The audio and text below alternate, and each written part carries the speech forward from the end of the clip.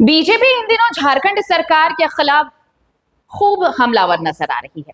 कई घोटाले उजागर किए जा रहे हैं, कई गड़बड़ियों को सामने लाया जा रहा है और ये आईना दिखाने की कोशिश हो रही है हेमंत सरकार को। अब देखिए, झारखंड कौशल विकास मिशन सोसाइटी जो है, अब इसमें कैसे घोटाला किया गया है, फर्जी कंपनियों के जरिए या फिर यूं कह लें ब्लैक लिस्टेड कंपनियों के जरिए, अब उसे लेकर एक चिट्ठी लिखी है नेता प्रतिपक्ष बाबूलाल मरांडी ने। ये चिट्ठी मुख्यमंत्री हेमंत सोरेन को लिखी गई है और ये उन्होंने पूछा है कि भाई कैसे ब्लैक लिस्टेड कंपनी को कोई टेंडर जारी कर दिया गया, कैसे उनको राशि दे दी गई और इसके लिए क्या कुछ हुआ है। वो इस चिट्ठी को जब आप पढ़ेंगे तो आपको समझ में आएगा कि ये गड़बड़ी करने के लिए अधिकारियों ने कितना तिकड़म लगाया है और वो आपको ये चिट्ठी पढ़कर ही समझ में आ पाएगा कि भाई इस चिट्ठी में जो उन्होंने लिखा है कि कैसे अगर कोई कंपनी ब्लैक लिस्टेड है तो आप तो उसे काम दे नहीं सकते, तो फिर उस कंपनी से कैसे काम लिया गया। तो उस ब्लैक लिस्टेड कंपनी को पहले उस लिस्ट से हटाया गया, यानी वो नॉर्मल कंपनी हो गई, फंक्शनल कंपनी हो गई।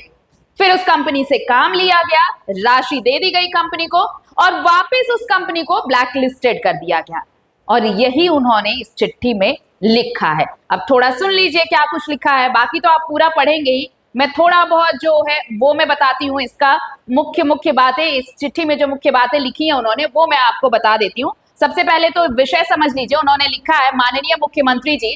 झारखंड कौशल विकास मिशन सोसाइटी यानी JSTMS में फर्जी बैंक गारंटी, ब्लैक लिस्टेड कंपनियों को अवैध भुगतान और करोड़ों रुपए के वित्तीय घोटाले की न्यायिक जांच कराने और दोषियों के खिलाफ प्राथमिकी दर्ज करने के संबंध में, यानी वही कंपनियों के बारे में, उन्हीं कंपनियों का जिक्र हो रहा है जो कंपनियां ब्लैक लिस्टेड थी, लेकिन उन कंपनियों को पैसा कमाना था और पता नहीं झारखंड सरकार की क्या मजबूरी रही थी कि उन्हीं कंपनियों से काम लेना था, तो फिर उन कंपनियों को कैसे अवैध तरीके से भुगतान किया गया उसी का जिक्र है।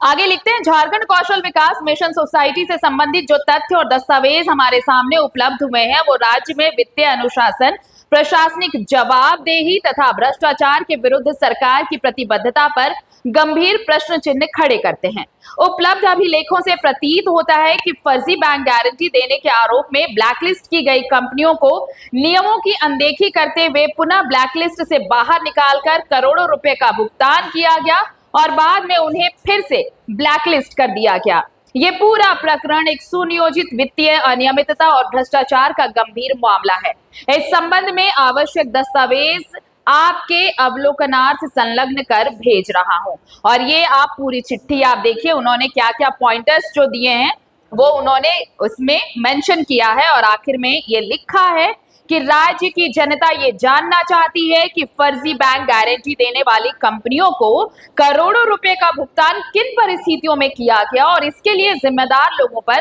अब तक कार्रवाई क्यों नहीं हुई। भ्रष्टाचार के विरुद्ध आपकी सरकार के दावों की वास्तविक परीक्षा इसी मामले में निष्पक्ष कार्रवाई से होगी। आशा है कि आप अत्यंत गंभीर विषय पर तत्काल संज्ञान लेते हुए आवश्यक कार्रवाई सुनिश्चित करेंगे। कुल मिलाकर ये कि उन्होंने ये पूछा है कि ऑलरेडी कंपनियां देखिए ब्लैक लिस्टेड है, मतलब वो काम की नहीं है,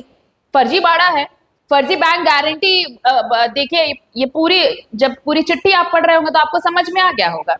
तो ऐसी कंपनियों को काम देने का, उनको अवैध रूप से भुगतान करना, क्या ये झारखंड सरकार की मजबूरी थी? अगर थी तो क्यों, और अगर नहीं थी तो फिर इन कंपनियों को उस लिस्ट से पहले हटाना, फंक्शनल बनाना, उन्हें पेमेंट करना और फिर वापस उन्हें ब्लैक लिस्ट कर देना, ऐसी क्या मजबूरी रही है। और इसी को लेकर प्रवक्ता अजय शाह ने क्या कुछ कहा है वो सुन लेना चाहिए। सुनिए अजय शाह को। 8 अगस्त 2024 इस दिन Jharkhand skill development mission society ने एक आदेश पारित किया और 6 कंपनियों को यह कहकर ब्लैकलिस्ट किया कि यह 6 कंपनियां जो कि झारखंड में स्किल डेवलपमेंट पर काम कर रही थी, इन्होंने फर्जी बैंक गारंटी दिया है, इसलिए इन कंपनियों को ब्लैकलिस्ट किया जा रहा है।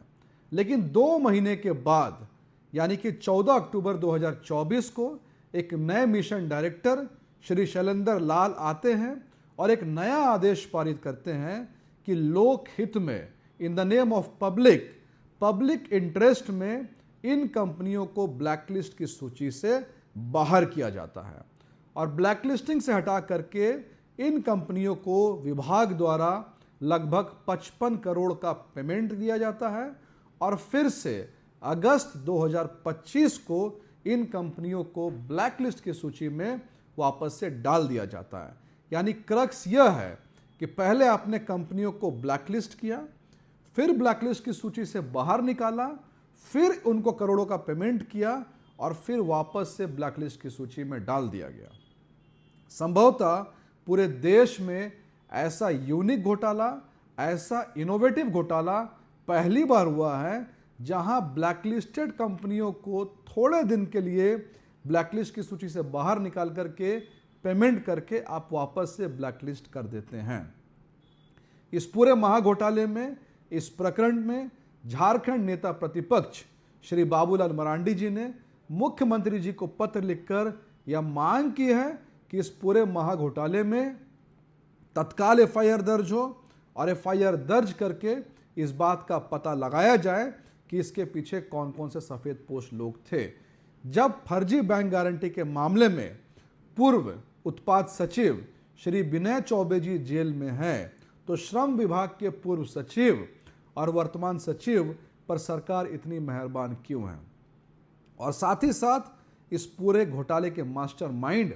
शैलेंद्र लाल की विशेष जांच हो, जो इस पूरे महाघोटाले के सूत्रधार माने जा रहे हैं। हम उम्मीद करते हैं कि सरकार स्किल डेवलपमेंट के नाम पर झारखंड में हुए इस फर्जीवाड़े पर जल्द से जल्द एफआईआर दर्ज कर जुडिशियल इंक्वायरी या कोई उच्च स्तरीय जांच कर जनता के सामने इस पूरे मामले को सार्वजनिक करेगी।